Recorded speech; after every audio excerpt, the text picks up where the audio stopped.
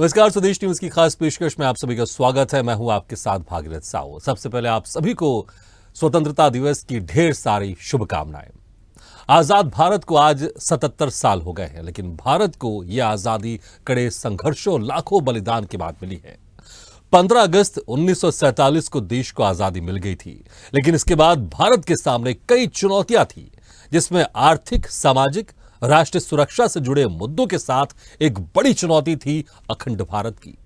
भारत को आजादी तो मिल गई थी, लेकिन भारत कई रियासतों में बटी हुई थी, तो कुछ राज्यों में राजशाही थी, और भारत की मजबूती के लिए, श्रेष्ठ भारत के निर्माण के लिए इन रियासतों का भारत में विलय जरूरी था। इसके लिए भारत सरकार ने एक अभियान के तहत अधिकतर रियासतों का भारत में विलय करवा दिया था, लेकिन कुछ रियासतों का भारत में विलय के लिए सैन्य बल का इस्तेमाल करना पड़ा।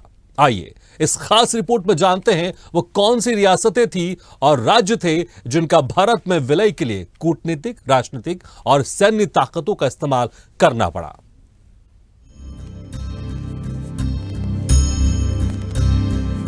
कड़े संघर्षों और लाखों बलिदान के बाद 15 अगस्त 1947 को भारत को आजादी मिल ही गई, लेकिन उसके बाद एक बड़ी चुनौती सामने थी कि आजादी के बाद भारत में फैली कई रियासतों का भारत में विलय।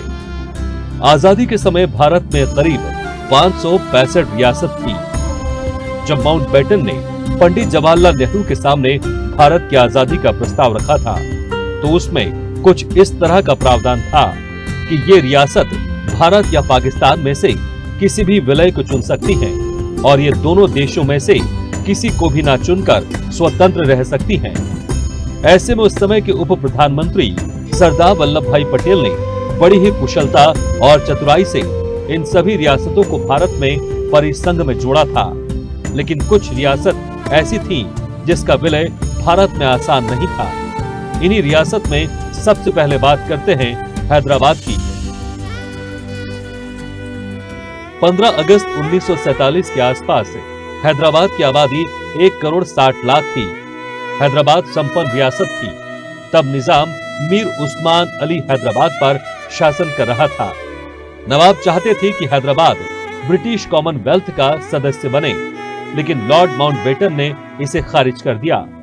पटेल किसी भी हालत में हैदराबाद को भारत से दूर करने के पक्ष में नहीं थे।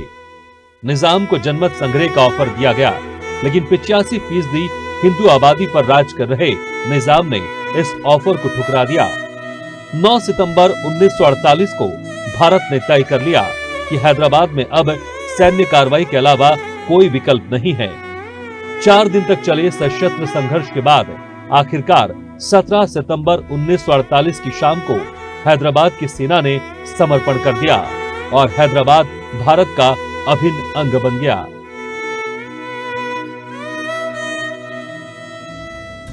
अब बात कश्मीर की। 15 अगस्त 1947 को कश्मीर एक रियासत थी जिसके हिंदू राजा थे डोगरा शासक महाराजा हरि सिंह। रियासत की लगभग 3/4 आबादी मुसलमानों की थी। महाराजा हरि सिंह ने भारत और पाकिस्तान के साथ स्टैंड स्टिल समझौता करना चाहा। उस समझौते का मकसद था कि उन्हें भारत या पाकिस्तान में विलय करने के लिए कुछ और वक्त मिल जाए, लेकिन पाकिस्तान की नजर जम्मू कश्मीर पर थी। 24 अक्टूबर 1947 को पाकिस्तान के कबायली लड़ाकों ने कश्मीर पर आक्रमण कर दिया। इन लड़ाकों को पाकिस्तान की सेना का साथ था। कबायली श्रीनगर की ओर बढ़ रहे थे। महाराजा हरि सिंह परेशान थे। उनकी सेना कबायलियों का सामना करने में सक्षम नहीं थी। महाराजा हरि सिंह ने भारत सरकार से सैन्य मदद मांगी। भारत सरकार सैन्य मदद को तैयार थी, लेकिन भारत ने कहा कि हरि सिंह को जम्मू कश्मीर का भारत में विलय करना होगा। महाराजा हरि सिंह ने विलय के समझौते पर हस्ताक्षर किए और कश्मीर भारत का अभिन्न अंग बन गया। कश्मीर के बाद अब बात जूनागढ़ की। 15 अगस्त 1947 को गुजरात के दक्षिण पश्चिम में स्थित एक और रियासत जूनागढ़ भारत में शामिल नहीं हुई। इस रियासत की अधिकांश जनसंख्या हिंदू थी और राजा मुस्लिम था। जूनागढ़ के नवाब महाबत खान जी ने माउंटबेटन की सलाह को दरकिनार करते हुए 15 सितंबर 1947 को पाकिस्तान में शामिल होने का फैसला किया। भारत सरकार को पता चला तो दिल्ली में हलचल तेज हो गई। गृह मंत्री सरदार वल्लभ भाई पटेल तुरंत इस मिशन पर जुट गए। भारत सरकार ने जूनागढ़ के लिए ईंधन और कोयले की सप्लाई रोक दी। भारतीय सेनाओं ने मंगलौर और बाबरियावाड़ पर से नवाब का कब्जा छीन लिया। भारत की सख्ती और जनता का मिजाज देखते हुए यहाँ का नवाब कराची भाग गया। 20 फरवरी 1948 में जूनागढ़ में जनमत संग्रह कराया गया। इसमें 91% लोगों ने भारत के पक्ष में विलय का मत दिया। वहीं भोपाल रियासत की बात करें तो भोपाल मध्य प्रदेश की राजधानी है, लेकिन यह पहले सिर्फ एक शहर नहीं बल्कि अपने आप में एक रियासत हुआ करता था। भोपाल में नवाबों की हुकूमत चलती थी। देश आजाद हुआ तो रियासतों ने भी खुद को आजाद वतन बताने का देश आजाद हुआ तो रियासतों ने भी खुद को आजाद वतन बनाने का सपना देखना शुरू कर दिया। ऐसा सपना देखने वाले भोपाल के नवाब भी थे जो खुद को भारत से अलग रखना चाहते थे। मजबूरी में भले ही नवाब ने भोपाल रियासत के भारत में विलय होने वाले समझौते में हस्ताक्षर कर दिए, मगर वो हर हाल में अपनी रियासत को स्वतंत्र बनाने में जुटे हुए थे। आजादी के करीब 2 साल तक भोपाल में भारत का तिरंगा नहीं फहराने दिया गया। भोपाल का नवाब भोपाल रियासत को स्वतंत्र बनाने में जद्दोजहद करता रहा, मगर सरदार वल्लभ भाई पटेल के आगे उनकी एक न चली। अंत में भोपाल की जनता ही नवाब के खिलाफ एकजुट हो गई। दिसंबर 1948 में नवाब के खिलाफ भोपाल में एक जन आंदोलन शुरू हुआ था, जिसके आगे भोपाल के नवाब को झुकना ही पड़ा था। इस तरह 1 जून 1949 तक ये रियासत आधिकारिक रूप से भारत में शामिल हुई और भोपाल में भारतीय तिरंगा लहराया गया था।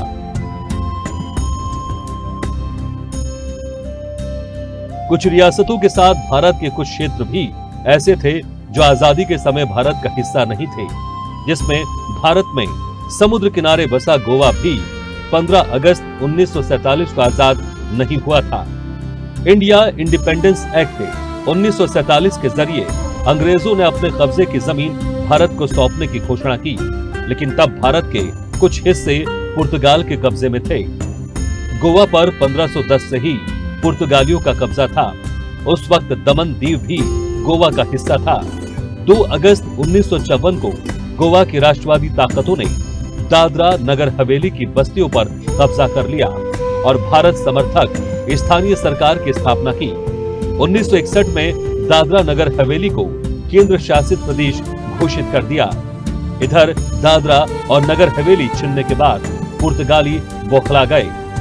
पुर्तगाल ने अफ्रीकी देश अंगोला और मोजाम्बिक से और सेनाएं मंगाई, तो भारत ने दिसंबर 1961 को ऑपरेशन विजय लॉन्च किया।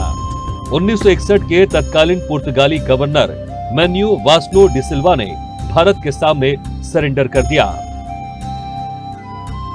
गोवा के भारत में विलय के बाद अब बारी थी पुदुचेरी की। आजादी के वक्त गोवा, दमन दीव, दादरा और नगर हवेली पुर्तगाल का हिस्सा थे, तो पौंडीचेरी फ्रांसीसी उपनिवेश था। आजादी के बाद नेहरू पौंडीचेरी को भारत में शामिल कराने की कोशिश में जुट गए। 1954 में पौंडीचेरी में माहौल बिगड़ने लगा। यहाँ भारत में विलय के लिए व्यापक आंदोलन हुआ। 18 अक्टूबर 1954 को पौंडीचेरी और कराईकल के स्थानीय निकायों के प्रतिनिधियों ने एक जनमत संग्रह में हिस्सा लिया। इनमें से 170 सदस्यों ने भारत में विलय की हामी भरी। इसके 3 दिन बाद भारत फ्रांस के बीच एक समझौता हुआ। फ्रांस की संसद में मई 1962 में पौंडीचेरी की सत्ता को भारत को औपचारिक रूप से स्थानांतरित करने का प्रस्ताव पास किया गया। 16 अगस्त 1962 को भारत और फ्रांस के बीच पौंडीचेरी का औपचारिक सत्ता हस्तांतरण हुआ। भारतीय गणराज्य की संपूर्ण आजादी का एजेंडा सिक्किम को भारत में शामिल किए बिना अधूरा था। 15 अगस्त को जब देश को आजादी मिली तो सिक्किम हमारे साथ नहीं था। तब यहाँ राजशाही थी। चोग्याल यहाँ शासन करते थे। वो सिक्किम के लिए भूटान जैसा स्टेटस चाहते थे। 1962 में भारत चीन युद्ध के बाद भारत को महसूस होने लगा कि सिक्किम को इंडियन रिपब्लिक में मिलना भू राजनीतिक जरूरत हो गई है। तब देश की पीएम इंदिरा गांधी थी। 6 अप्रैल 1975 की सुबह सिक्किम के चौग्याल के राजमहल को 5000 भारतीय सैनिकों ने घेर लिया। सेना ने बड़ी फुर्ती और आसानी से राजमहल में मौजूद 243 गार्डों पर काबू पा लिया। चौग्याल को उनके महल में ही नजरबंद कर दिया गया। इसके बाद सिक्किम में जनमत संग्रह हुआ। जनमत संग्रह में 97.5% लोगों ने भारत के साथ जाने की वकालत की। सिक्किम को भारत का 22वां राज्य बनाने का संविधान संशोधन विधेयक पास हुआ। 15 मई 1975 को राष्ट्रपति फखरुद्दीन अली अहमद ने इस बिल पर हस्ताक्षर कर दिए और सिक्किम भारत का हिस्सा बन गया।